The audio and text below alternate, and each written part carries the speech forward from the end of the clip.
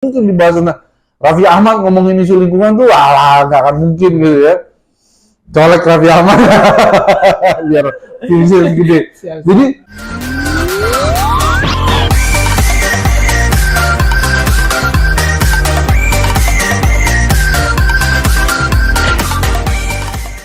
ya, selamat datang sahabat IME. Di kali ini diskusi pertama kami sangat merasa terhormat. Di saat ini kami telah bersama Dr. Ferdinand Robertua, Esos MSc, Pak Dekan Visipol UKI. Selamat datang Pak Dekan di podcast kami. Terima kasih Alkata. Terima kasih. Jadi Pak Dekan ini selain seorang dekan yang menjabat di jabatan strukturalaris di UKI, beliau juga merupakan seorang environmentalis yang sangat handal dan kompeten, teman-teman. Jadi diskusi kita pertama nih Pak, tentang bagaimana melihat global environmental study itu di lingkungan global dan kontribusinya seperti apa di dunia kontemporer saat ini Pak. Tapi jelasin dulu IME gimana? Apa sih? Kan ini kan kita asik aja ya. Jelasin dulu karena ini baru kan programnya, jadi aku belum begitu banyak tahu. Coba Bang. Jadi IME itu singkatannya International Massive Education Pak. International Massive Education. Iya, Irwan Matthew LK. Irwan Matthew IME kita bertiga nih Pak. Jadi itu singkatan nama juga. Iya. Jadi kalau dari namanya berarti ini lebih pada sarana edukasi sarana edukasi. Ya, mulia sekali. Ya, jadi kami sangat tersanjung ketika Pak Dekan jadi narasumber pertama kami di saat ini. Langsung saya menjawab mengenai Global Environmental Studies ya. Ini kalau kita berbicara isu lingkungan kan sebenarnya ini sesuatu yang sudah pasti sangat penting hidup bagi kita. Kita berada di sini karena memang kita bisa menghirup udara segar, kita bisa berada di ruangan yang nggak ada airnya, nggak ada banjir, dan kita bisa menikmati air bersih. Artinya dari bangun pagi sampai kita tidur itu pasti membutuhkan lingkungan hidup. Cuma pertanyaannya, kenapa isu-isu lingkungan tidak menempati posisi sepenting isu-isu keamanan dan perdagangan di hubungan internasional? Itu kan selalu menjadi question mark sampai kiamat kali ya. Karena orang tahu bahwa lingkungan itu penting, tapi tidak menempatkan isu-isu lingkungan sebagai yang penting. Kan kita kenal karena LK juga mahasiswa HI, ada high politics, ada low politics. Jadi saya kira rekan-rekan yang nonton juga tahu. High politics itu kita bicara selalu tentang security. Bicara perang Irak, Ukraina, bicara tentang Hamas, itu pasti posisinya adalah high politics. Tapi ketika ada banjir, kekeringan, itu selalu ditempatkan di low politics. Nah, segregasi inilah yang membuat banyak orang yang tidak tertarik. Jadi saya juga sebenarnya di awal saya membahas isu lingkungan ini, saya tidak menempatkan isu ini sebagai isu yang bakal boom gitu ya, bahkan membuat kita sebagai orang terkenal, bukan. Tapi karena memang ya kita percaya sebagai orang yang beriman ada panggilan dari yang di atas. Waktu itu entah bagaimana ceritanya, ada seseorang yang mengatakan, coba deh kamu bahas tentang kebakaran hutan di Kalimantan, itu seru loh. Saya pikir-pikir, terus saya tulis, ujung-ujungnya di disertasi gitu loh. Jadi disertasi akhirnya udah itu jadi ingin saya terusin, karena itu saking pentingnya, saya ngerasa itu penting banget. Dan itu akhirnya membuat saya ngajar tentang lingkungan, studi lingkungan global. Kita bahas tentang diplomasi, para diplomasi, aktivisme, keamanan lingkungan, sampai ke green growth. Itu semua kita bahas di dalam mengantisipasi, bukan bertujuan untuk mempopulerkan lingkungan, tapi mengantisipasi kalau nanti ada teman-teman yang mau meneliti tentang isu lingkungan, nih frameworknya udah ada, frameworknya udah cukup. Sebenarnya kita tidak kekurangan literatur, kita tidak di dalam posisi fakir jurnalnya banyak, bukunya banyak. Saya nulis buku nanti mungkin nggak banyak yang baca karena memang itu tadi. Sekarang pertanyaannya, interest kita memang besar nggak di isu-isu lingkungan ini? Rasanya sih enggak, karena itu tadi kalah dengan high politics. Nah, kalau di isu-isu politik kontemporer, politik nasional, isu-isu lingkungan kalah sama korupsi, ya, isu korupsi, misalnya yang lagi seru nih KPK misalnya.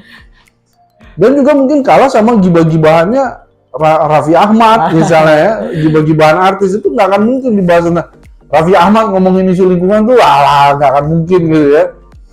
colek Raffi Ahmad biar fungsi gede.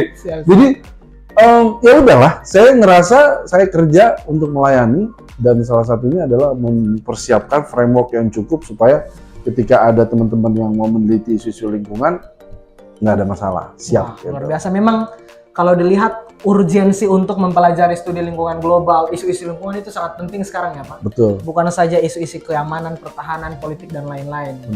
Tadi juga Pak dosen sempat menyinggung tentang adanya diplomasi lingkungan. Saya tertarik, kira-kira peran negara dalam mendiplomasi isu-isu lingkungan atau masalah-masalah lingkungan itu sebesar apa sih?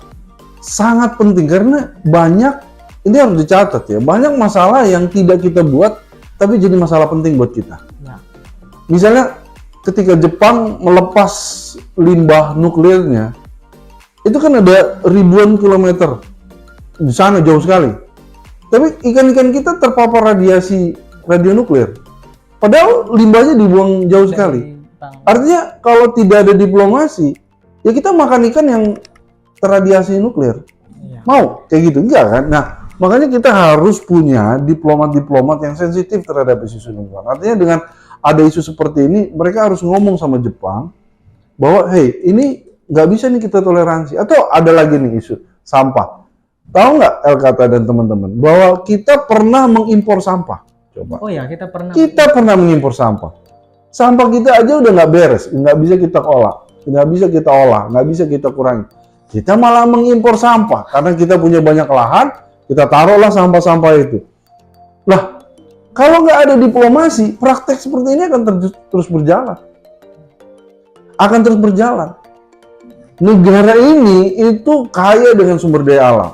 Kita punya sumber daya alam minyak bumi, kita punya hutan, dan kita punya, harus dicatat nih, kita punya tingkat keanekaragaman hayati yang luar biasa. Kita punya hewan-hewan yang sangat langka. Dan you know what? Itu nilai ekonominya sangat tinggi kalau kita ekspor. Kalau nggak ada diplomasi lingkungan, yang punahlah mereka. Oleh karena itu kita perlu kerjasama dengan negara-negara yang penting, yang besar, supaya jangan diterusin yang praktik-praktik yang tidak benar gitu loh. Itulah gunanya kita punya diplomasi lingkungan. Jadi kalau Pak Dekan melihat, kira-kira di Indonesia sendiri kualitas kita berdiplomasi dalam isu-isu lingkungan udah sangat baik atau seperti apa Pak? Saya mengapresiasi apa yang dilakukan oleh Bu Siti Nurbaya Bakar. Itu thumbs up. Saya katakan bagus, enggak. Ya, jadi buat saya apa yang dilakukan oleh Kementerian Lingkungan Hidup dan Kehutanan sudah memuaskan kita. Ya, tinggal pertanyaannya siapa nih Menteri Lingkungan Hidup selanjutnya. Mudah-mudahan Bang Elkata nanti yang akan menjadi Menteri Lingkungan Hidup selanjutnya. Yang jelas sekarang sudah terjadi pergeseran bahwa diplomasi lingkungan itu tidak dieksekusi oleh Kemlu lagi. Jadi orang berpikir kan diplomasi itu pasti Kemlu, Kementerian Luar Negeri, Bu Menlu. Tapi ternyata sekarang hari ini isu lingkungan itu dihandle sama Kementerian Lingkungan Hidup dan Kehutanan. Jadi di bawah Bu Siti Nurbaya Bakar itu ada direktorat khusus yang akan menghandle tentang diplomasi lingkungan. Jadi kalau teman-teman anak-anak HI yang interest tentang lingkungan, yang mau nggak mau kita harus sering-sering jalan-jalan ke kantor Bu Siti Nurbaya Bakar, karena disitulah diplomasi lingkungan dieksekusi. Gitu. Dan menurut saya apa yang dilakukan Bu Siti Nurbaya Bakar sudah sangat baik. Beliau menjelaskan kondisi kita ke negara mitra kita, dan negara-negara besar itu bisa memahami apa yang kita hadapi dan membantu kita sesuai dengan apa yang mereka miliki, apa yang bisa mereka share ke kita.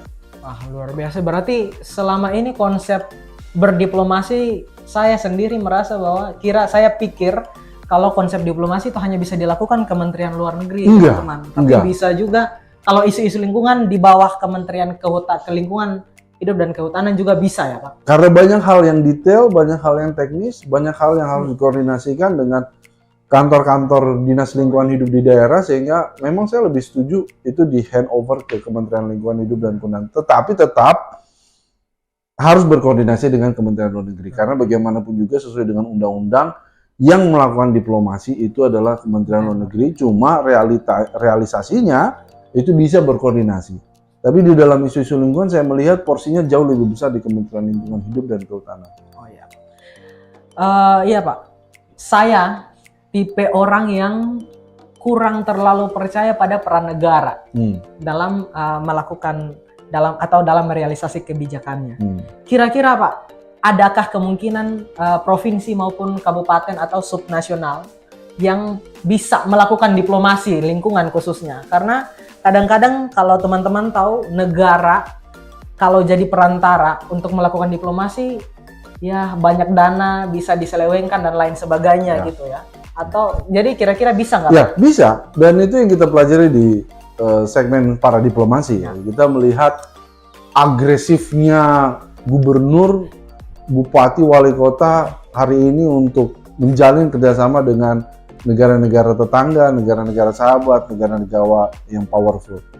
Pertanyaannya adalah kita punya 530 lebih kabupaten, kita punya 38 provinsi yang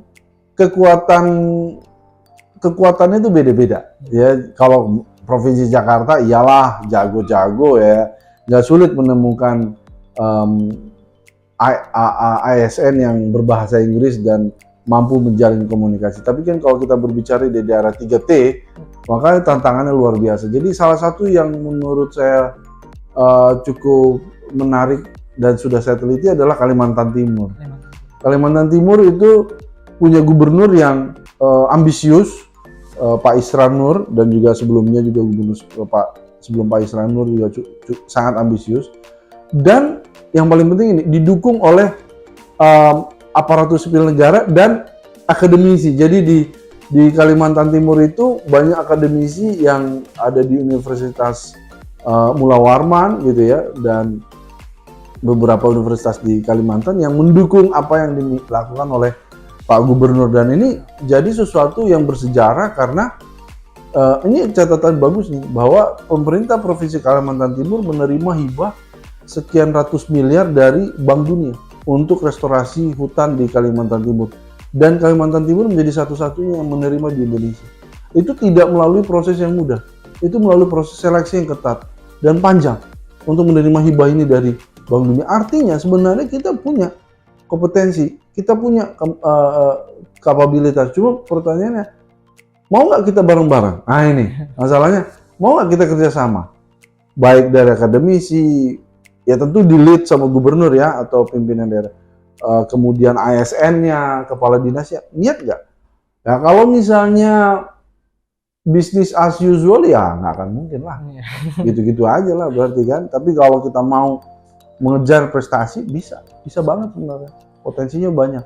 Jadi melihat ketercapaian konsep para diplomasi di Indonesia seperti apa nih Pak? Tidak merata. Tidak merata, belum Jadi, merata. Iya, belum merata. Jadi ada beberapa provinsi yang bagus banget kayak Jakarta, Jawa Barat, Kalimantan Timur. Tapi ada beberapa provinsi, maaf nih ya, saya sebut aja Papua, ya, kemudian beberapa misalnya Aceh, misalnya, atau beberapa provinsi di Sumatera. Saya kira masih belum bisa mengejar speed yang dimiliki oleh Jakarta dan Jawa Barat dan Kalimantan Timur. Saya kira ini ada perbedaan speednya yang cukup mencolok. Ya, Pak. Tadi kita sempat bilang di awal juga teman-teman bahwa di dunia sekarang ini isu-isu lingkungan seharusnya sudah diseimbangkan dengan isu-isu politik, keamanan dan lain-lain, karena dunia sekarang sudah berubah, climate change dan segala macam dengan perubahannya ini sangat signifikan. Jadi kita perlu isu-isu lingkungan sekarang datang dengan berbagai orang-orang yang memperjuangkannya nih Pak, para aktivis lingkungan. Tapi Pak, salah satu masalah, saya juga di daerah saya merupakan aktivis lingkungan Pak. Kira-kira kalau dari data yang saya dapat, ada 1.900 aktivis lingkungan dari tahun 2015 sampai 2022 yang mereka dibunuh. Oke. Jadi nyawa mereka terancam teman-teman. Mereka mau maju menyuarakan isu-isu lingkungan yang terjadi, tapi mereka diancam oleh berbagai pihak yang tak dikenal juga gitu Pak. Kira-kira begitu seperti apa Pak? Ya, kita harus menempatkan aktivis ini secara benar, secara tepat. Aktivis ini adalah kekuatan demokrasi, pilar demokrasi yang penting juga, yang keempat dan yang kelima. Karena ketika ada eksekutif, yudikatif, kemudian legislatif sudah bekerja dan beberapa hal harus dikritisi. Nah, disinilah kekuatan masyarakat sipil bekerja. Mereka punya tugas untuk mengawasi, mereka tugas untuk mengkritisi, dan bahkan untuk membuat usulan-usulan yang baru. Jadi kekuatan masyarakat itu, sipil itu atau aktivis itu luar biasa besar. Dan iklim kita adalah iklim demokrasi di mana memang diperbolehkan, nggak ada masalah. Cuma masalahnya adalah dua hal. Pertama, kita sudah punya regulasi, kita sudah punya undang-undang. Artinya siapapun kita, mau presiden sampai ke mahasiswa itu harus patuh pada undang-undang. Artinya ya aktivis juga harus ngikut, patuh. Jangan menyebar hoax. Itu udah salah, ya kan? Jangan melakukan sesuatu yang dekat dengan kekerasan. Bukan kekerasan langsung, tapi dekat, misalnya blokade, memblokade jalan, gitu ya. Kan kalau kita blokade jalan kan banyak yang dirugikan. Dan itu sebenarnya melanggar undang-undang karena harus ada izinnya sebenarnya untuk melakukan blokade. Yang kedua, ketika kita berbicara kriminalisasi yang kamu bilang tadi, Alkata, kriminalisasi terhadap aktivis, maka kita mempertanyakan benar nggak demokrasi? Gitu. Ya. Benar nggak sih kita demokratis? Jangan-jangan kita nggak demokratis. Indonesia memang masih muda berdemokrasi. Jangan dihitung 32 tahun, karena 32 tahun itu sebenarnya praktik demokrasi yang tidak sehat. Ketika ada segelintir orang yang menguasai Indonesia. Tapi kita mulai demokrasi itu menurut saya sejak tahun 98. Jadi umurnya sekarang masih 20 tahunan, 30 tahunan ini demokrasi kita. Masih sangat muda. Jadi kita masih harus bekerja keras untuk menyuarakan pendapat kita. Dan, nah ini, kalau memang ada kriminalisasi, ya itulah resiko. Nggak ada hidup ini nggak ada resiko. Ya seperti di kelas juga saya bilang kan, hidup ini nggak ada resiko. Kita nembak kita suka sama seorang perempuan, kita nembak dia, ya kan nggak pasti diterima, ya kan? Benar. Ada 50-50 kan? Kalau kita tampaknya bagus, oke lah dinaikin jadi 70-30 ya kan? Tapi kan ada resiko ditolak juga, gitu loh. Artinya kita juga berjuang untuk kebenaran, kemanusiaan. Tetap ada resikonya, gitu. Tetap ada resikonya yang harus kita tanggung.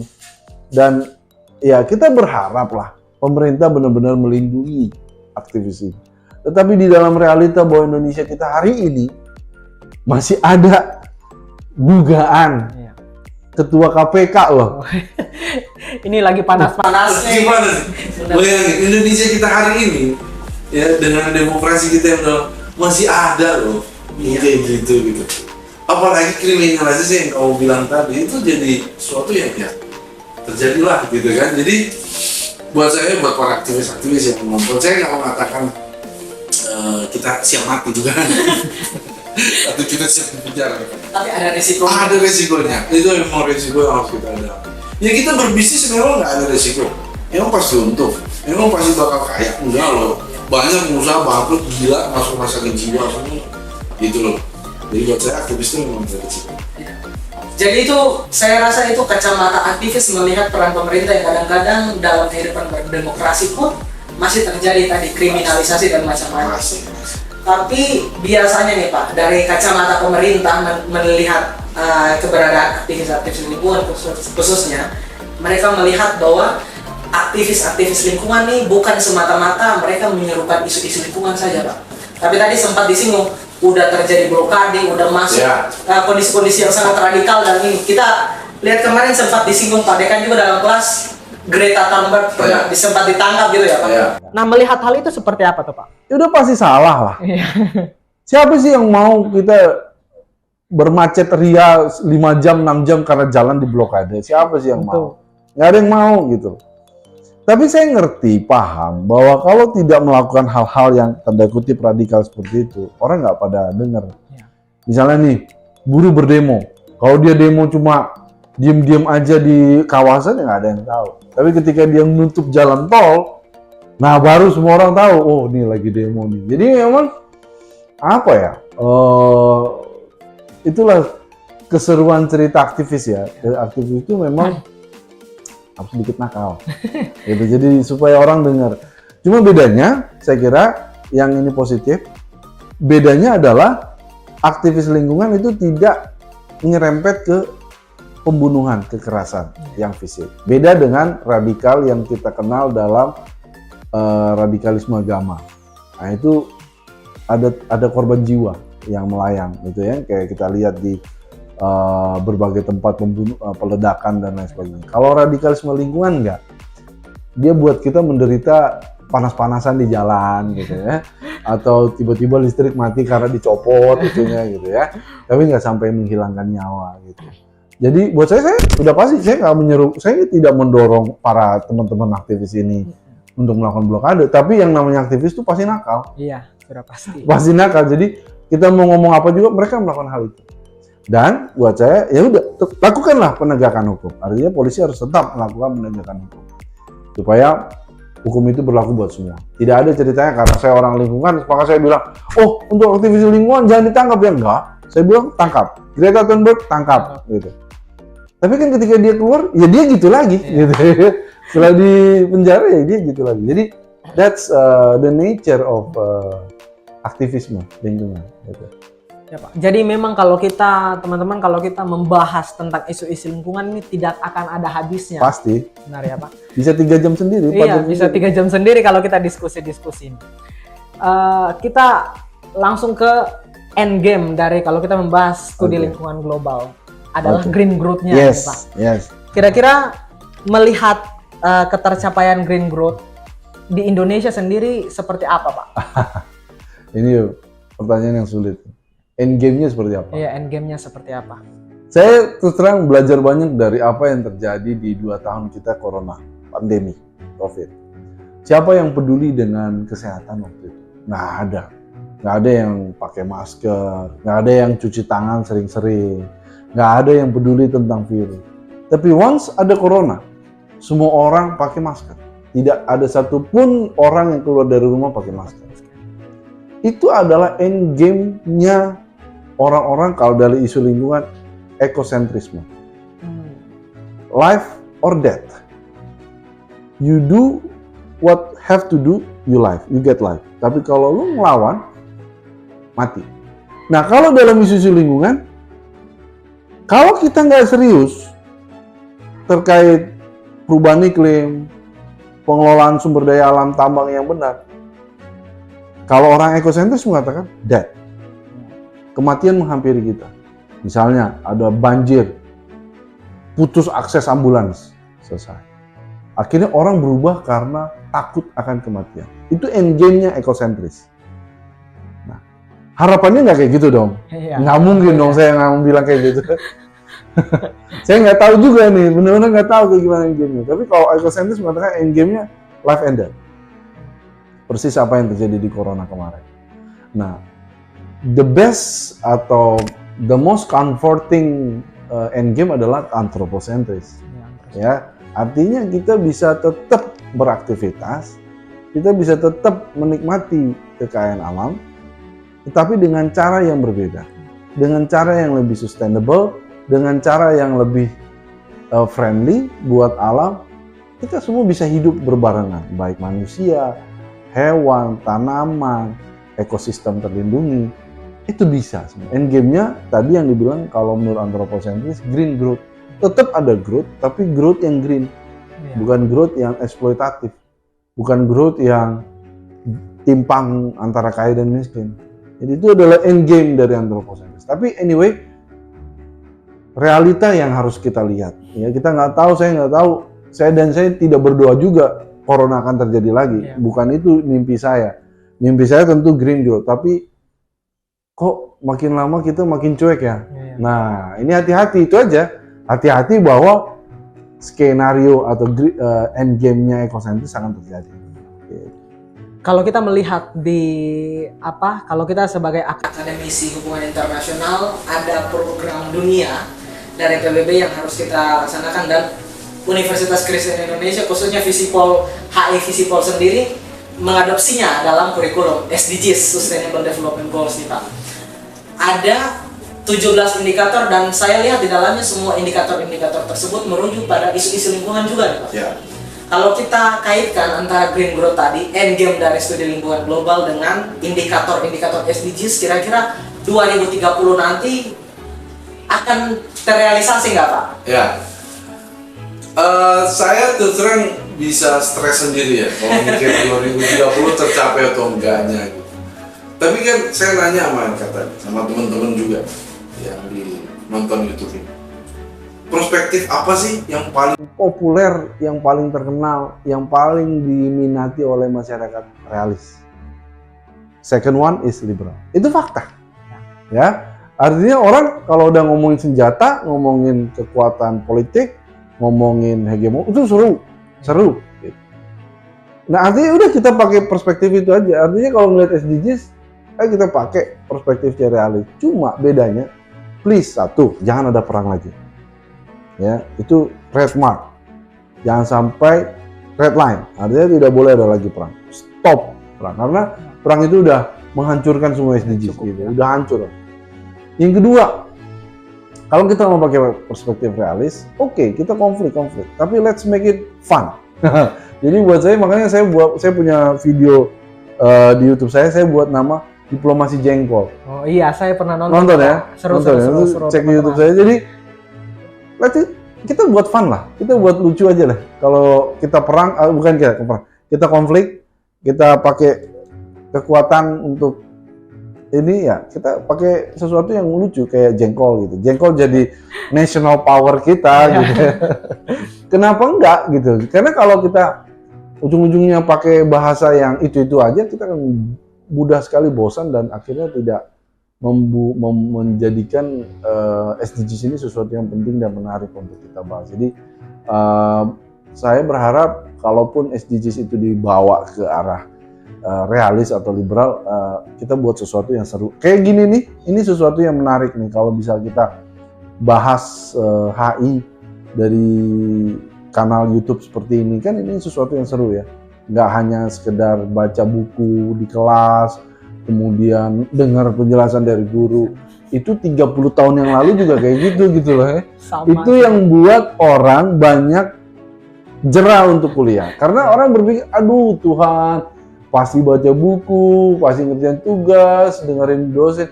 Mending, mohon maaf Bapak Ibu dosennya, kalau suaranya kedengeran. Kalau suaranya nggak kedengeran, tidur semua kita di kelas ya. Nah gitu, jadi ya pasti ini curahan hati kalian lah kan. Jadi kadang-kadang ya kita harus mengembangkan sesuatu yang menarik, yang berbeda. Kalau enggak, orang nggak bakal kuliah lagi. Kata, mendingan saya kerja aja, bisnis aja, jelas dapat duit kan gitu. Gitu dari saya. Luar biasa ya Pak. Jadi semua hal itu, khususnya isu-isu lingkungan pun harus dikerangkai, dibungkus dengan hal-hal yang menarik. Betul. Supaya jangan kita terlalu bosan dan terlalu ini. Ya Pak, yang terakhir, pertanyaan terakhir nih Pak. Kira-kira sebagai seorang akademisi, sebagai seorang environmentalis juga, ada pesan-pesan nggak untuk generasi muda ke depannya untuk bagaimana tetap menjaga dan melestarikan lingkungan, pentingnya itu dalam mempelajari studi lingkungan global ini juga Pak? Iya, thank you El Kata. Jadi buat saya sih, buat teman-teman yang lagi nonton YouTube ini, saya nggak minta kita semua jadi generasi yang optimis gitu ya, menjadi generasi yang yakin bahwa masa depan cerah. Karena kita udah lihat ya 2020, 2022 kita mengalami sebuah masa di mana kita harus tinggal di rumah karena pandemi gitu. Jadi sebenarnya the future is buat saya sih bleak ya, gelap gitu. Tapi kita khususnya yang berumur 40 ke bawah ya, itu nggak boleh diem aja, nggak boleh kita yang ya udahlah main game deh atau rebahan deh. Nah, kita dengar kaum rebahan, nggak bisa gitu karena Tuhan sudah kasih kita tenaga tubuh yang lengkap, sempurna, kita mampu berpikir, bahkan ada rezeki yang diberikan teman-teman bisa kuliah misalnya. Wah, sedih sekali kalau dengan potensi yang diberikan teman-teman nggak melakukan apa-apa. Buat saya sih cuma satu, buat kita semua yang memulai apapun itu sesuatu yang positif, please jangan langsung mikir bahwa ini bakal jadi perusahaan startup sekelas Gojek misalnya. Nggak gitu. Jadi kita mulai banyak langkah kecil, small steps gitu. Jadi kalau kita punya small steps dan small steps itu kita lakukan 1000 kali, maka itu menjadi sesuatu yang luar biasa besar. Jadi buat teman-teman yang memulai sesuatu yang positif, jangan langsung mikir bahwa ini bakal jadi luar biasa. Kita mulai dari yang kecil-kecil aja dulu. kita serahkan sama yang di atas, kita berdoa supaya apa yang kita lakukan ini menjadi sesuatu yang memberkati orang. Ya. Amin, amin. Luar biasa sekali itu teman-teman. Pesan yang sangat luar biasa saya highlight. Jangan takut untuk mencoba gitu ya, hal-hal baru, karena dari hal-hal kecil itu akan mendorong kita untuk melakukan hal-hal besar, Pak. Terima kasih Pak. Sama-sama. Atas kesempatan yang luar biasa ini, sudah jadi narasumber pertama kami. Thank you. Teman-teman, Pak Ferdinand juga punya akun YouTube Ferdinand Robertua. Di situ ada berbagai informasi yang sangat menarik, edukasi yang sangat luar biasa. Boleh langsung coba untuk mengecek di situ ya Pak. Terima kasih. Jangan lupa subscribe, like gitu ya Pak. Thank you sudah dipromosikan. Ya. Terima kasih teman-teman. Semoga channel ini dapat memberikan wawasan yang sangat edukatif, khususnya dalam membahas dan mengkaji isu-isu lingkungan. Terima kasih. Bye-bye. Thank you. Thank you, Pak. Sukses. Mantap.